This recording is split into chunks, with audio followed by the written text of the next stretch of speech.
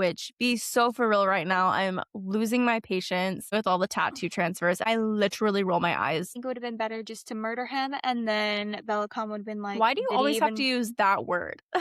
murder? Murder just Okay. sounds so violent. Is he just like sitting there and waiting for the door That's to what it open? seems I was like. like, how did he know? I feel like killing him would set a bigger message. It's not like he's going to stop. Why'd you laugh like that?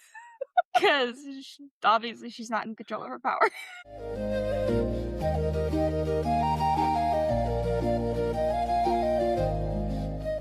Welcome back to BookTeaTalk, the book podcast where two sisters read a book together and talk about it each week over a cup of tea. I'm Kayla. And I'm Maddie. Today we are diving into Brimstone chapters 28 through 39. And spoiler alert, a lot is about to happen. Yes, these are some of those chapters where we are not just getting plot, we are also seeing power structures, relationships, and motives starting to shift all at the same time. And we will be discussing full spoilers for these chapters, so if you haven't read through chapter 39 yet, now is your chance to stop the video. And if you have read ahead, please don't spoil anything past what we talk about today in the comments. Yes. And before we jump in, what tea are you drinking today, Kayla? Today, drumroll please. Today, I am drinking cinnamon apple. Copying it from last week. What a copycat, bro. Honestly, we were having some technical difficulties this morning, so I forgot the name of my tea. This morning? I didn't know a whole 24 hours has passed already. 24? Why would it be 20? I don't know. I think it's called sachet or something, green tea. It's a special green tea. Sachet? Sachet. Have you heard of it? Oh, no. I don't think so. Anyways, I totally missed good. I missed what flavor it was. What flavor was it? It's just the green tea. It's called a sachet. It's like a specific type of green tea. Interesting. In my howdy y'all mug. I got my warm hugs mug, which I think is my staple. Put it close. Put it close? Yeah, because I can't see that far away. Warm hugs in a mug. You can't read cursive. You can't read cursive? No. That's crazy considering you're a banker. I type. What is that supposed to mean? It's not math. Do people not come up to you with checks that they've like written out and stuff? Okay, this is a side note. I had a customer, after I told him that I couldn't read cursive, older man. You told him that? No, because he had like, I couldn't hear, like I couldn't understand what he was saying because he had like a throat thing. And he would write stuff down in cursive. And I was like, I don't know what you're saying. Like, I'm so sorry. Like, I can't read that. And I was like, I can't read cursive. So the next day, he brought me 3 books from half-price books so I could, like, practice my cursive. Be so for real right now. I'm so serious. How long ago was this? That was when I was working at Rockwall. It was a while ago. But, yeah. That's crazy. That is actually really funny. You never told me about that. Did I not?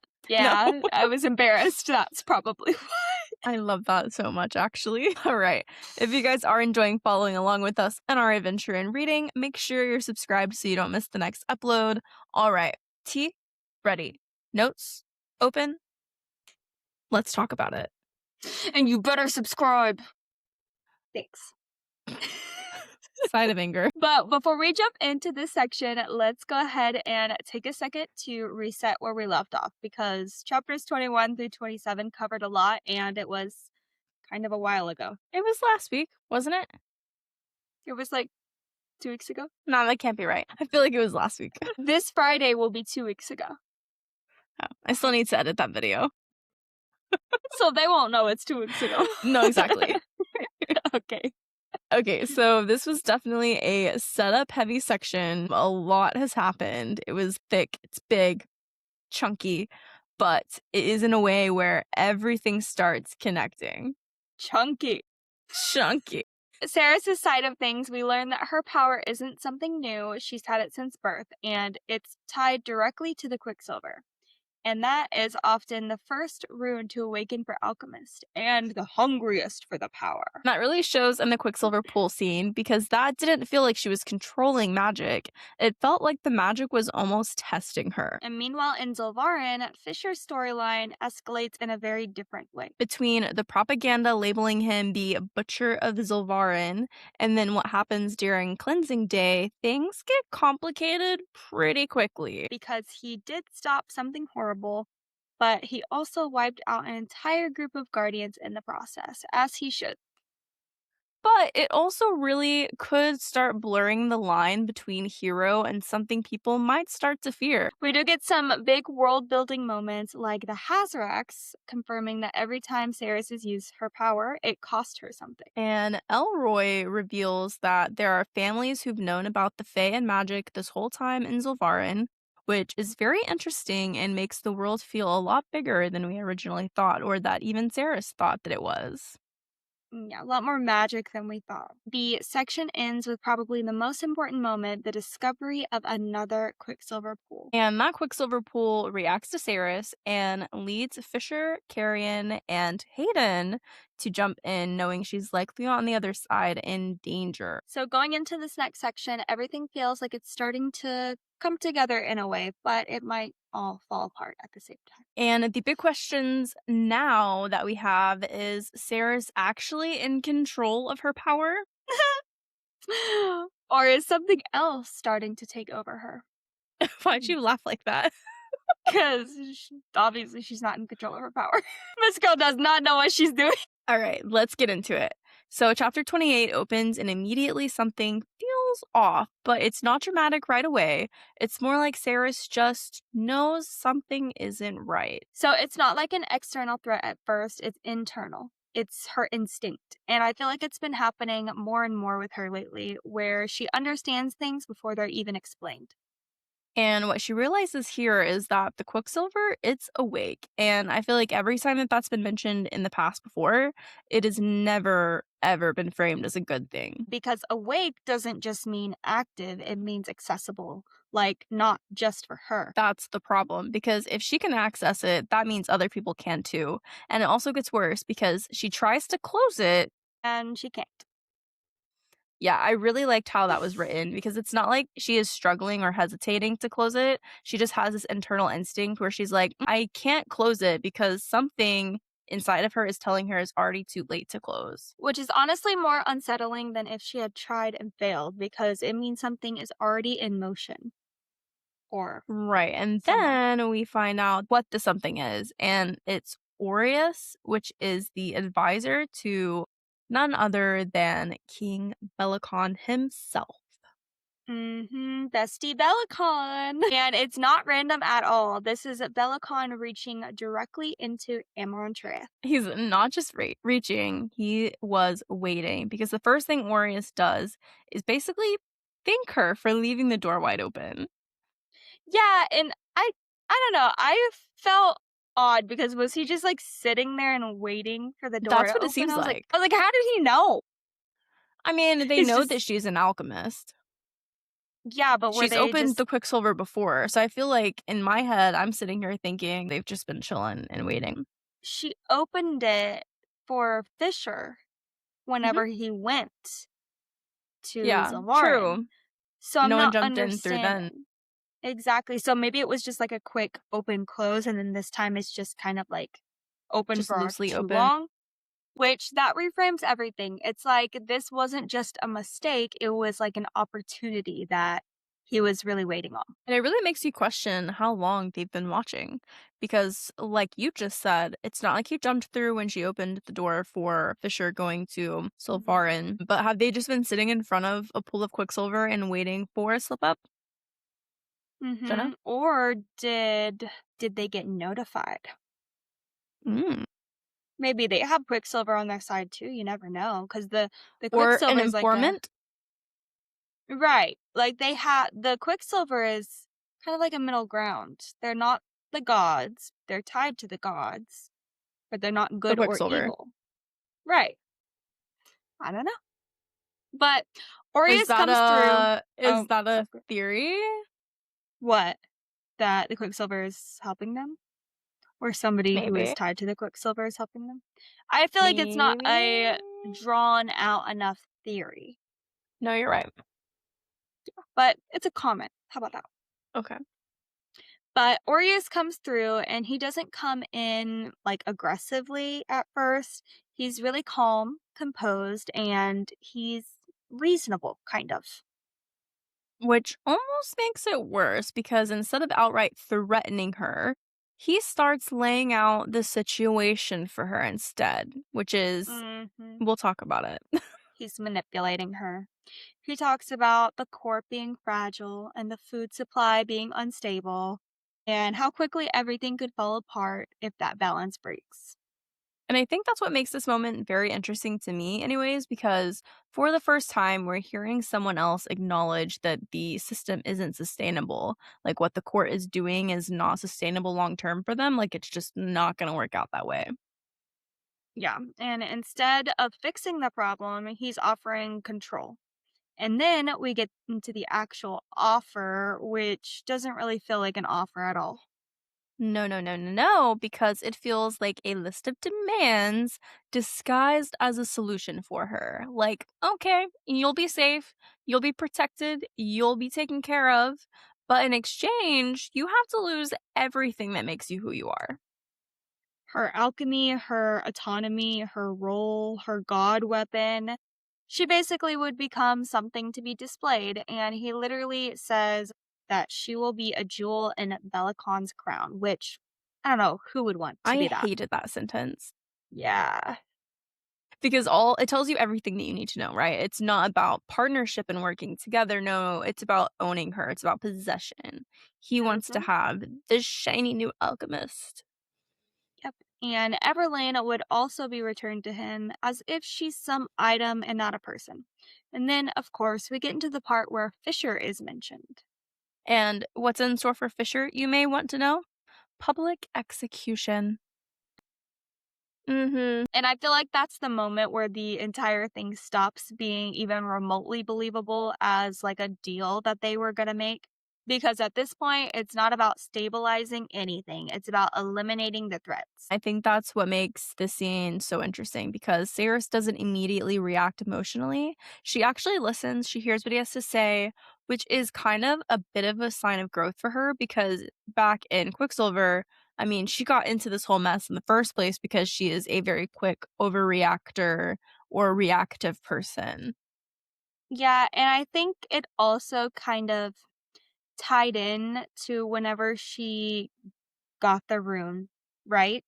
Or not got the rune, but got the rune sealed just now with the Quicksilver because they asked her a ton of questions before she was finally accepted. And one of them was, would you kill your mate or would you let him die for the greater good or something? I don't Mhm. remember exactly what it was, I but think it was like, "Are you this. afraid of losing him?" or something like Oh that. yeah, yeah. Are you afraid of losing him or I don't know, something like that. And it kind of just puts in perspective like she just got tested right now. Because even though the deal was sounding slightly okay, as soon as like her mate was mentioned, she was like, "Yeah, no. Like it's done." Right. So, it just proves that she was She being would do anything honest for with him. the Quicksilver. Yeah, correct. But it makes the moment really heavy because you can tell that she was actually like considering the implications until it all fell apart. And I wanna ask you something here, actually. If you take Fisher out of this equation, would this deal make sense to accept, like, in your opinion? No. No, having like they know Belicon. They know how he is. Letting him be in control of anything is just no. Why Saeris is not gonna wanna be just some little alchemist that follows all the rules from King Belicon. No, that's not something she would want to do or anybody in the court would want her to do. So, Yeah. terrible. If you're looking if you're looking at it purely from a survival standpoint anyways, stabilize the court, avoid collapse, prevent more chaos, like, that all sounds good. Mhm. Yeah, but it's not. It's not good. It's not worth it in my opinion. It's not worth it in Terrace's opinion or anybody else's. I'm pretty sure if Fisher found out that she made this deal with Belicon, oh, he would go ballistic. He would, I think so too. So all of this assumes that the system would be worth saving. If she were to take the deal and it would make sense, it would be because the system is worth saving.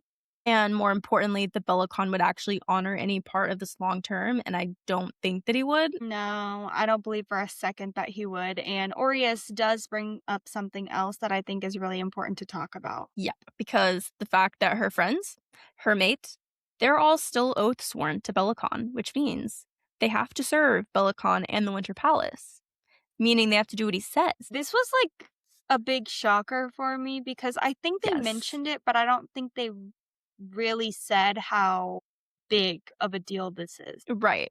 Right. No, I absolutely agree because if you think about it, like that could be really big in the um in the future, you know what I mean? Yeah, it's almost like they're foreshadowing something. But this whole oath could change everything because it means even if she says no, they're still tied to him regardless. And that's a terrifying truth because it means the control isn't just political, it's built into the system itself. Like they have to obey who they're sworn to. And then we get into one of the biggest shifts in this chapter because when she moves to attack Orias, something changes. But this scene was so cool. I love this It was scene. I was like, juicy. So her new Quicksilver, well, it's not new, but it's like sealed Newly now. sealed. Newly sealed. Her newly sealed Quicksilver rune lights up, and suddenly she doesn't need to forge anymore. Yeah, because guess what? Up Bam! until now, her power has always required steps, tools, processes. And now she just thinks it. It's almost like she's not working with the magic anymore. She is the magic. Herself is the magic. And the way that she forages Solace Into 2 blades instantly, which we already kind of assumed it would happen that way. I think we thought it was daggers, but I don't think she forged daggers. She forged like 2 mini blades, which is, I guess, a dagger. It's kind of like a dagger. I mean, it's a little bigger than a dagger. I thought it was close enough to consider our theory correct. Suspicion about it correct, anyways. Yeah, but I agree. She had no preparation, no hesitation. She honestly just went bam, 1 sword, bam, 2 swords, which honestly makes me think: is the Quicksilver guiding her to do this? Obviously, it is. Like she doesn't just know I can do this now. No, I think it is her. You know what I mean? Like she doesn't need to think about it. She just. I guess. She just sees something she wants and then it just happens. She feels and does. I really don't think the Quicksilver is guiding her because, again, the Quicksilver is kind of like neither good or bad. It's just there. That's fair. It's just a powerful being. But after she does all that, everything breaks into chaos. The guards attack, and we finally see her really use her power in the way that we haven't before. It was crazy. It was so crazy. It was so action-packed, let me tell you. Mm-hmm. She was controlling the metal, redirecting attacks, handling multiple people at once. Like, not even, like, having to think about it. It was just, like, one after the other, after the other, after the other, after the other. She has a shield. Now, her shield is, like, a blue, like... I was imagining it like a small little, like, orb going around her to, like, protect her. Mm-hmm. That's what I was imagining it as. But, yeah, Miss Girl can forge a shield out of her arm. But, like, some Iron Man type crap. You know what I mean? Okay. Type crap. You know what I mean? Yeah, no, it was pretty cool. I thought it was so cool. This is when I knew I couldn't stop reading. I read it all in a day. It was so good.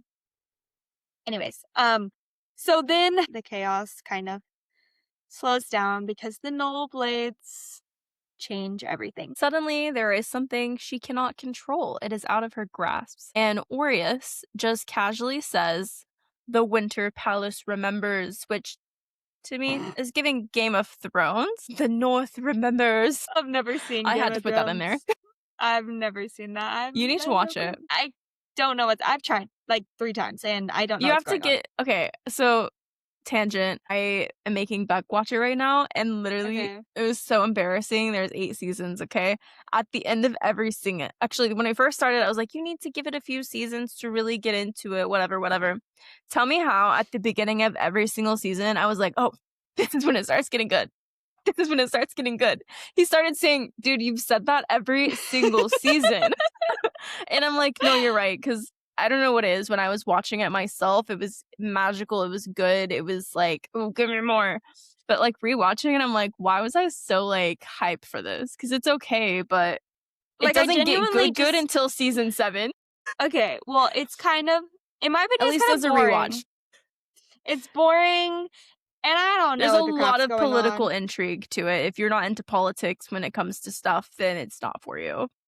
Like, old-time politics, is that what it Like is? Regency politics, yes. Kings and queens but not like kings and queens in the traditional sense. It's like fantasy king and queen politics. So not history at all. No, it's fantasy. It's not rooted in real people at all. It's dragons and magical stuff and zombies and there's Zombies? there's There's like different zombies? Good different God. regions, and there's like a lot of political trying to get like alliances and enemies, and it's just like a lot of politics really. Sounds like But brain it's rot. good. It's good. But where they said the Winter Palace remembers, this means it's not anything new. Like the Null Blades, they know. They know what's going on. They've dealt with the alchemists before. So have the alchemists always been seen as a threat? Like maybe they're so powerful that they have to find something to tame them in a way? What do you think? They could have just been so powerful that they needed a method to control them, to keep Yeah. them under wraps. Yeah, I'm thinking the same thing. But finally, okay, and this was what I was upset about when reading this because I was like, we just read the chapter before. We know that right when the Quicksilver opened up, Fisher knew something was wrong and he went in there, right? Mhm. Why did he take so freaking long? Oh my gosh. I was so upset with him. He's literally teleporting through a different realm. Maybe there's a Oh, good process to that. God. Don't make me I mad. don't No way. No way. But he shows up, finally, and chaos again, of course. because when his shadows come out, the whole dynamic shifts again. But what I found really interesting is how the scene ends, because Fisher wanted to kill Arias and Saeris stops him. She's like, don't do that. Yeah, I had thoughts on that. Yeah. But not because she doesn't want him killed, but she wants him to go back and tell Bellicon exactly what she's capable of now. Which, can you just say that's a power move? I'm just saying, because it is also a little risky. It could just be taken as a challenge and not a threat to Bellicon. Yeah, what did you think? What did you think about it? It was definitely a bold choice. I'm not sure if it was the safe one or the right one, though. In my opinion, I think they should have just I feel like killing him would set a bigger message because Mm-hmm. once he comes back and tells how powerful she is, it's not like he's going to stop. He's just going to send more men. He's going to make it 10 times worse for them. I don't understand. Like, I get she's trying to show him, like, she's powerful, don't mess with me, but Mm-hmm. he's going to try to get what he wants until he dies. And He's going also, to die trying. yeah, and also it's now known that between her and Fisher, the Null Blades don't really stop them completely. So now they just know, okay, we have to find a different way of combating their powers, you know what I mean? So it just kind of gives them like a heads up more than a like thrown off kind of vibe. Exactly. Yeah, I don't think it was smart to leave him alive. I mean, I think it would have been better just to murder him, and then Bellicom would have been like, Why do you did he always have to even use that word? murder? Yes, you could just say kill him. Murder just Okay. sounds so violent. Yeah, he tried to kill her. Murder him. No, he tried to murder her, so he should be That's what killed. I'm saying. Same thing. Yeah. There's a He difference. should have been killed so Bellicom could be like, did he even make it to Saeris? What do I think happened? I don't know. Exactly. Question mark. It would have been way more of a powerful move. But no. Her ego, too big. Yeah. Mm-mm-mm. But anyway, chapter 29 slows things down a bit after everything that just happened, but it's not empty. It's more like we're starting to understand the consequences of what just happened. And right away, we do learn that while Hayden is finally in Evelia, we still don't know when he's going to wake up. Because if you'll remember when Saeris first arrived in Evelia, she stayed asleep for, I think, 10 days? It was a long time. Question mark? I don't It remember. was a But it was a long time really because long they're time. humans. I can't wait to get into Hayden. We're going to be talking for a while about that, but I got to hold it in.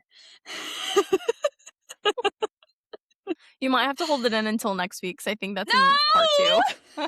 No! I think so, yeah. Oh, no. Okay. Oh, well, that's fine. But yeah, Hayden kind of just hangs in the background for a little bit, and we shift to college, and we get the backstory on Kingfisher's name, which it was pretty cool. I liked it. Yeah, it was a small moment, but it seems to add a lot. And I feel like, I don't know, I feel like Callie Hart, every single scene, and I know I'm very analytical, I'm nitpicking everything in this book, but I do feel like every story, every tale, every tidbit of information we get, I feel like is going to come back up. So, keeping that in mind, we find out that Kingfisher's mom found this ceramic bird that she really liked, and it was very interesting because she didn't really often find things that she was attached to. So she found this bird, a kingfisher bird. I'm assuming that was its name. I think that's a bird. Is that a bird? Yeah. Is a bird?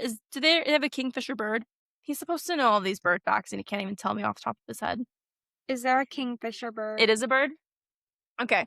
So a kingfisher is a bird. Yes, there is a kingfisher bird. Yep. Kingfishers are a family of small to medium-sized, brightly colored birds in the order Colophomyrgasus. Cool.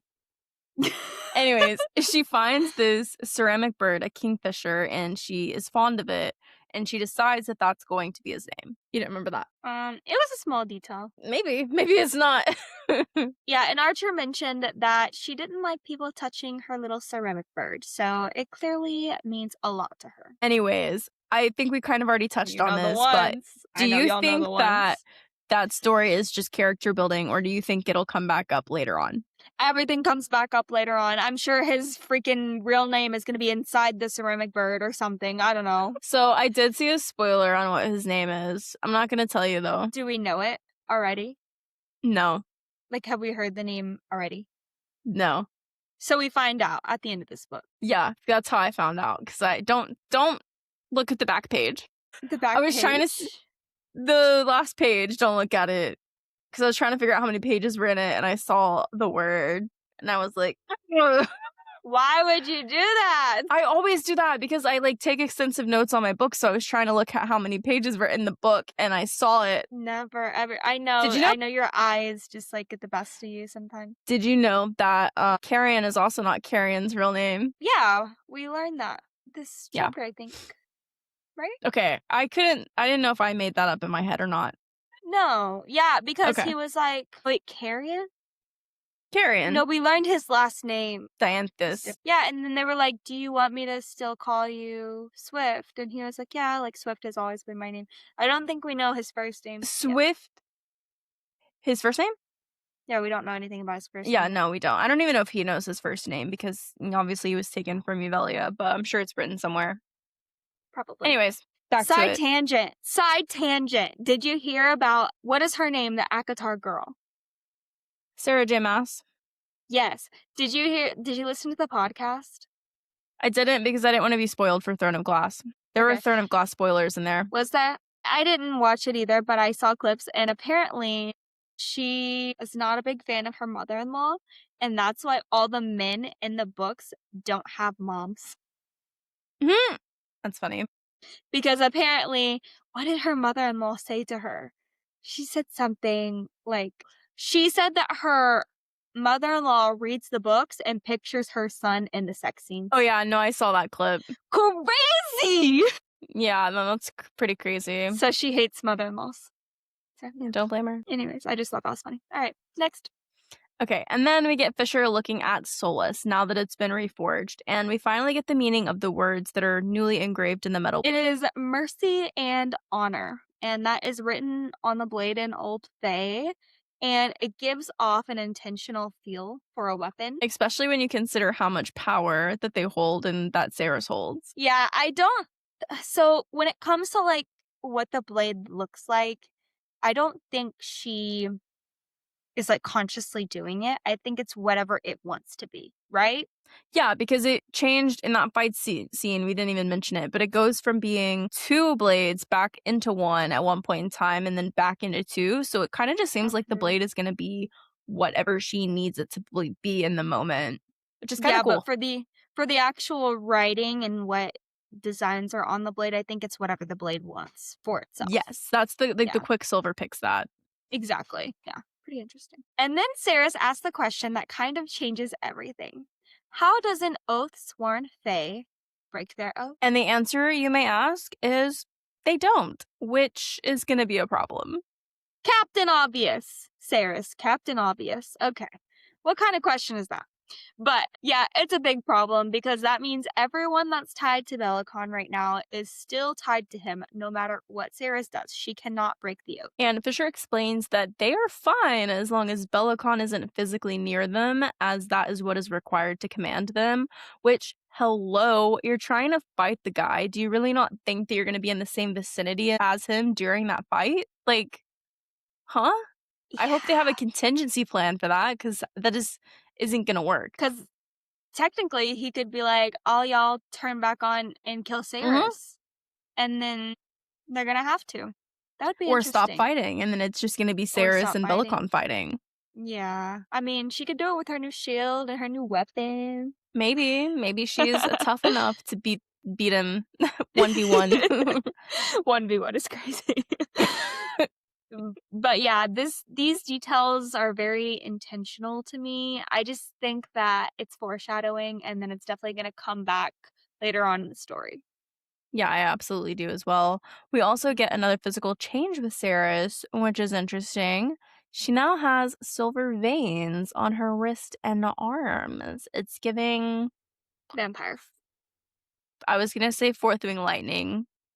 Oh yeah, Didn't her veins turn? Maybe not. The Venin do. the venom veins, yes. They Yeah. turn black. It was still giving Close. the same vibe to me. You cannot hate on my girl author, okay? She's great. Okay. Leave her be. She's not stealing from anybody. Thank you. I'm not saying she She was probably stealing, I'm hasn't just saying it was giving the same vibe. she probably hasn't even read Fourth Wing, but whatever. I bet she has. Anyways, this could be something that's really overlooked, the silver veins, but it shouldn't be. And every time she uses her power, something seems to change in her. This feels like a small thing now, but it's kind of the detail that will probably come back later on. Like everything else in this book comes back later on. Do you think that it's just a side effect of using her magic, or do you think it's more like a transformation? She's transforming into, I don't think she's transforming into anything. I just think that, like, she's using it and the Quicksilver is, like, becoming a part of her, if that makes Kinda sense. like with Quicksilver's, or with, Kingfisher's eye. Right, like, she's using it, so it's, like, running through her whole veins, and when she's not using it, it She kinda did go goes in the back. pool as well, so it could be just in her blood now. Yeah, I mean, it's obviously in her. It Yeah, said it was crawling down her throat, her eye, like, she said that. yeah, So, do you think when it was doing all that, do you think, like, if she would've, like, failed the test that it would've killed her probably, because it was going all in her? probably, Interesting. But we then get a promise between her and Fisher that they're not going to be splitting up anymore because everything seems to happen when they split up.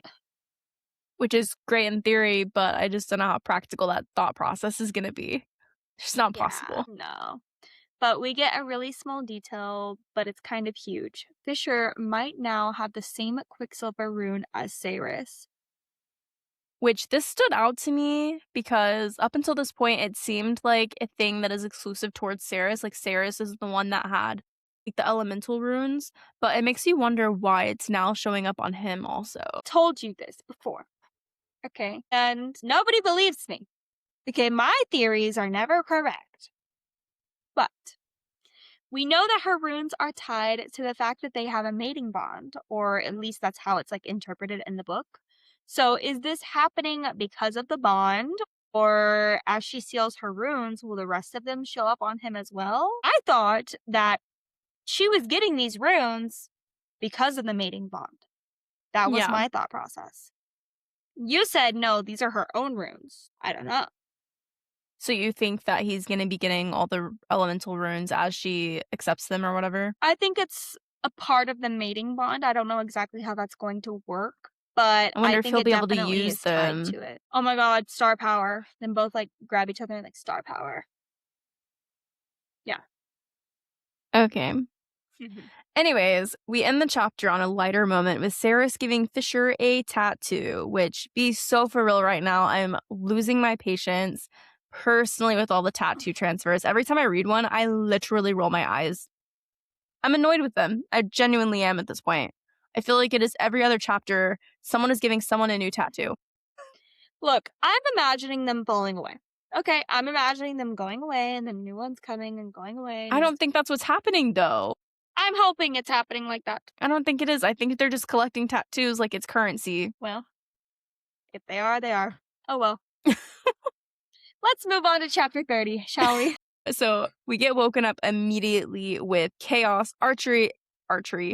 Archer basically bursts into Saeris and Kingfisher's room saying, Taylana needs help, Master! Master, Say Taylana Lena? needs help! Taylana. I'm pretty sure it's Taylana. Okay. Anyway, we don't have to fight over them all the time. We could just say what we want to say. We It's the could. We same could just thing. say we could. The second that they get into the room, it's clear that something is really wrong with Everlane, which what's new? Which is kind of easy to forget that Everlane is even in the book because we've barely had any interactions with her. But Literally only in the she's first book. she's not unconscious anymore, guys. She's actively reacting. She's having a full-on seizure. She is completely out of control. And the detail that got me was that Carrion said that he kicked the door down because he heard screaming, and she was strangling Taylor. Yeah, that's terrifying because it means whatever is happening to her isn't a passive thing. They are literally acting as her.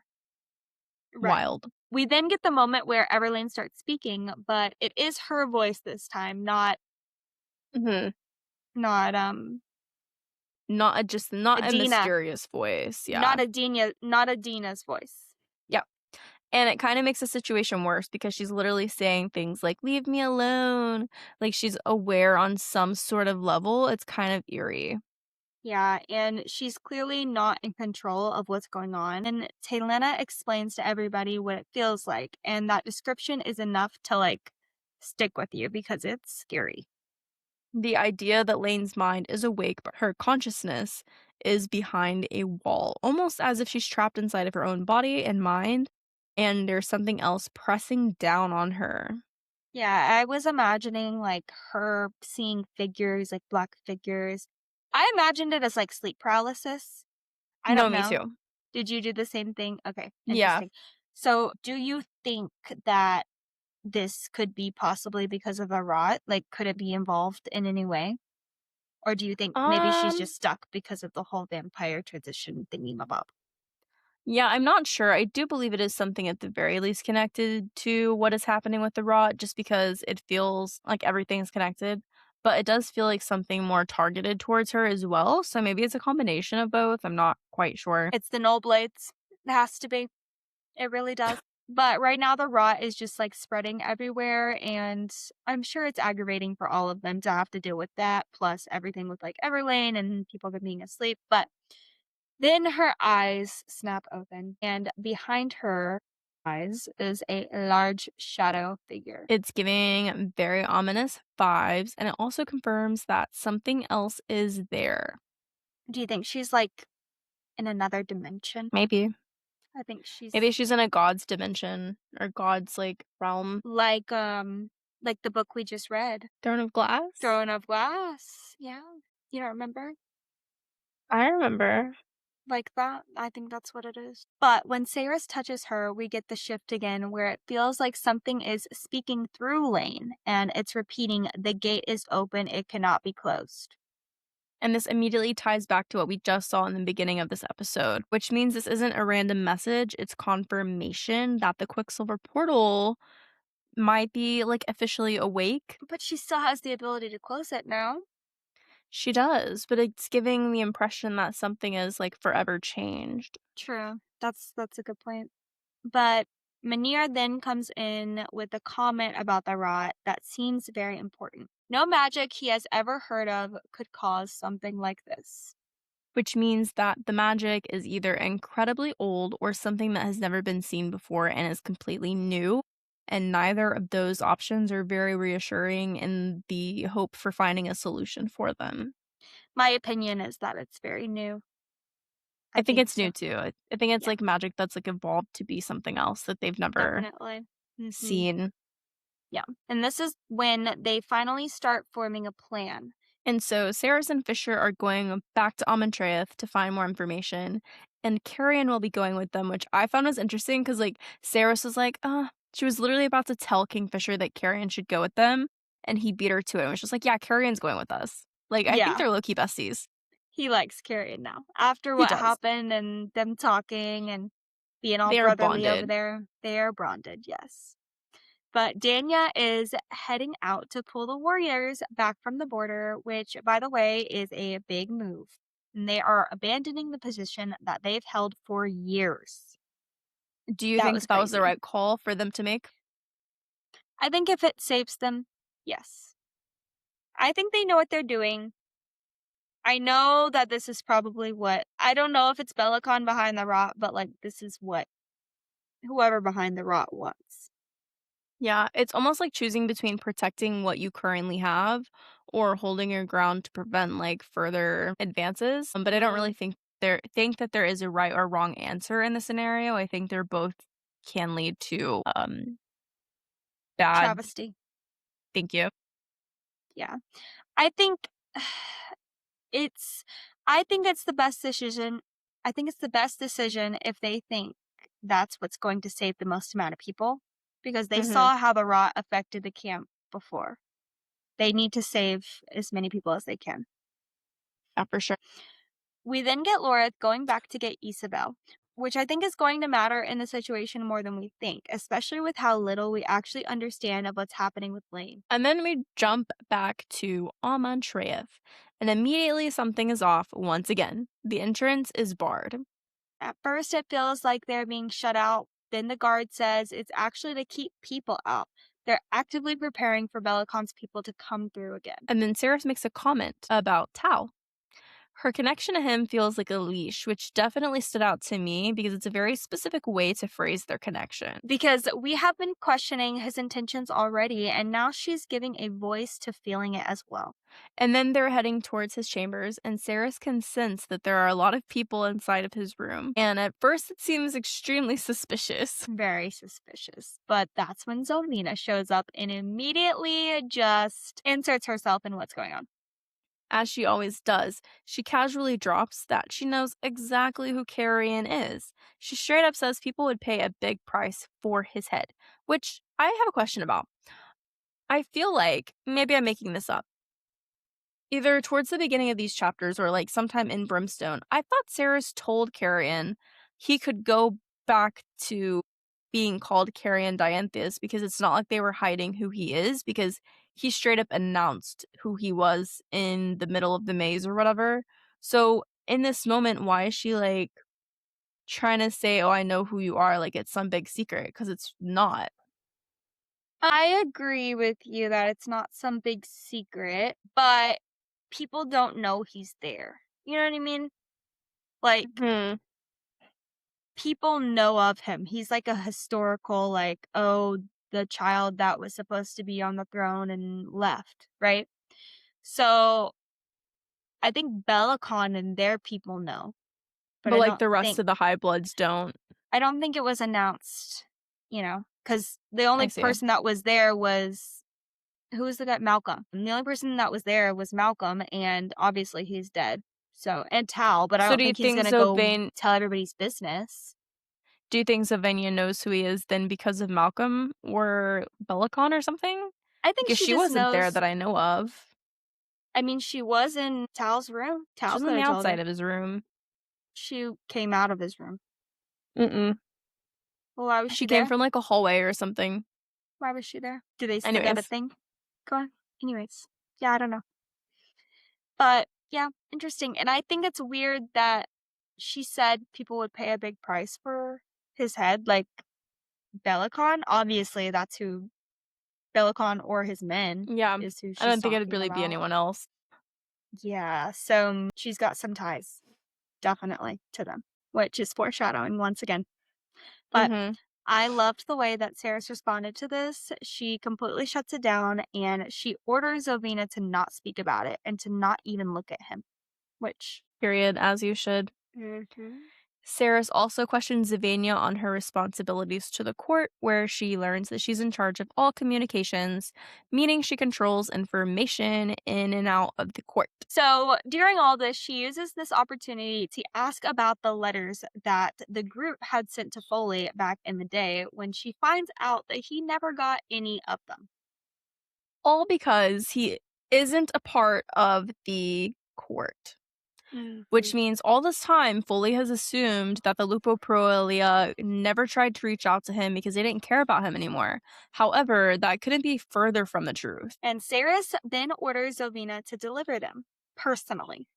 And then Tal finally comes out of his room. Covered in blood, which in the moment I didn't know personally if this was because there was something spicy going on or if there was a sacrifice taking place. I low key thought it was a sacrifice I because thought they she was mentioned like, there being tension behind the door. yeah, I thought she was like catching him like doing something bad. Like No, right. Me too. like hurting somebody. So yeah, I was slightly relieved. Very slightly. Yeah, very slightly. Mhm. Okay, so we're going to pause here for this week. We're going to continue in part 2 on the next upload. Hopefully a week after this one goes out, but I've been slacking a little bit lately, so we'll see. That's okay.